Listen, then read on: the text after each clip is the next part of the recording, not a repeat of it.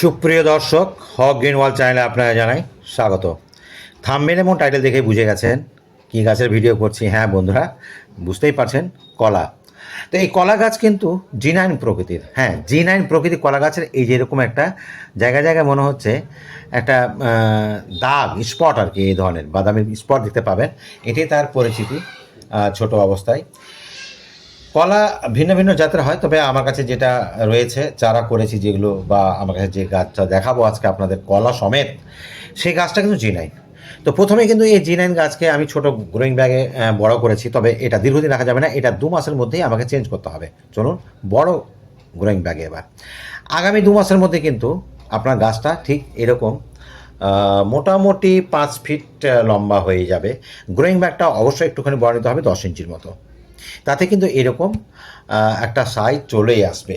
কারণ ছোট গাছকে টবে বসিয়ে দিলে একটা সমস্যা দেখা দেয়, তার থেকে বরঞ্চ গ্রোয়িং ব্যাগে গাছটাকে বড় করে নিলে টবে যখন বসাবেন তখন তার বসানোর মোটামুটি 2 থেকে 3 মাসের মধ্যে আপনি রেজাল্ট পেয়ে যাবেন। তো এই গাছটি আমার মোটামুটি থাকবে 2 মাস, আর ওখানে ছিল আমার 1 মাস প্লাস, মানে 3 মাস প্লাস আমার কিন্তু এখানে থাকবে। আপনি সর্বোচ্চ 4 মাস আপনি গ্রোয়িং ব্যাগে বড় বড় করতে পারেন।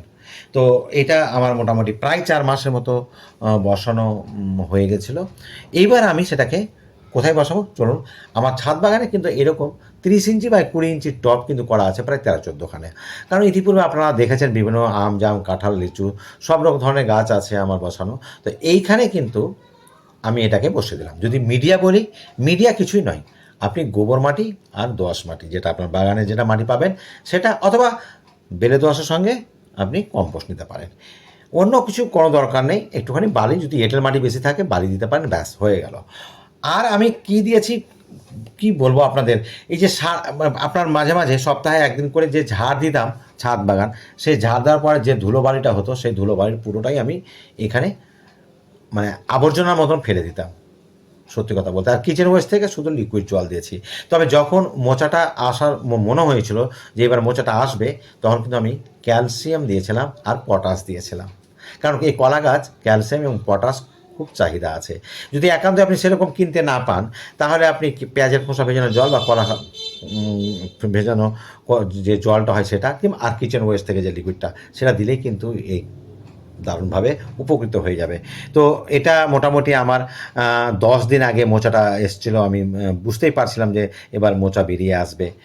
তো আপনাদের শুধু দেখালাম যে ইচ্ছা করলে আপনি ছাদ বাগানেও কলা চাষ করতে পারেন, এইটুকুই শুধু বলার জন্যই আজকের ভিডিও। তেমন কোনো তথ্যবহুল ভিডিও নয়। আগামীতে আমি যখন এই কলাটাই একটু আর বড় হয়ে যাবে, তখন আমি নতুন ভিডিও আপনাদের জন্য নিয়ে আসবো। সত্যি কথা বলতে, এই গাছটা যদি মাটিতে বসানো থাকতো তাহলে 5 ফিটের মতো লম্বা হলো, শুধু কাঁধিটাই হতো, এবং একটা ছড়াতে 30টা প্লাস করে কলা থাকতো। কিন্তু যেহেতু এটা টবে সীমিত মাটির মধ্যে এটা বসানো আছে, তো গাছটাও দেখছেন ছোট, দুর্বল হয়ে আছে। আগে থেকে আমি সেরকম গুরুত্ব দিইনি, কলাটাও সংখ্যাটাও কম হবে। তো যাই হোক বন্ধুরা, আগামীতে ভিডিও দেখার জন্য অবশ্যই চ্যানেলটাকে সাবস্ক্রাইব করবেন।